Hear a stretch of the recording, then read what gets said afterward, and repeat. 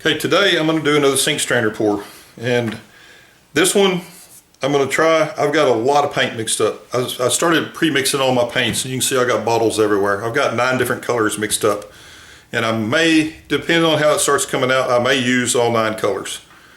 But my big thing, what I've always wanted to do with one of these sink strainer pours, is to get it to run over the edge without having to tilt it at all. That's going to be my goal again. Whether it'll happen or not, so far it hasn't. But I've got plenty of paint, so maybe I can make it happen this time. I put a level on this thing. I leveled it both directions. I've got a hole marked in the center, so I know I got my sink strainer in the center. So I'm going to go with that and see what happens. I am going to start pouring, and then I've got my GoPro set up, because that's one of the bad things about this pour is you can't see the paint coming out. So I've got my GoPro set up over here now, where you have an angle coming over to the side. Once I start pouring, I'm going to do a fast forward or a time lapse with the GoPro, because it's going to take a while to pour this. So we'll use the time lapse to see that, and then we'll have some shots coming in from the top too occasionally. So I'm fixing to reset up my cameras, and then we'll get started pouring.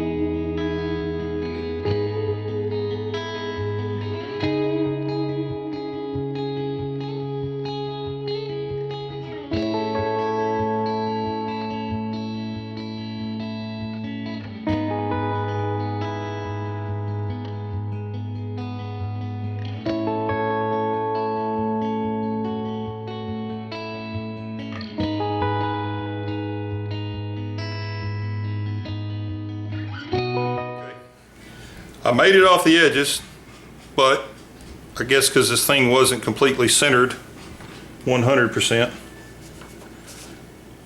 my center is not in the center. So I'm going to try and just move it just a little bit. Hopefully I don't jack this thing up. I'm just going to try and even it out a little bit.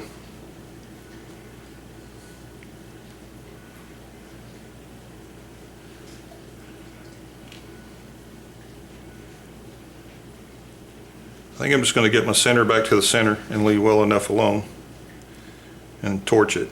It's probably still going to run off for a little while because that has a lot of paint, but I really like it. I got some cool colors, so I'm just going to torch it, get any bubbles popped.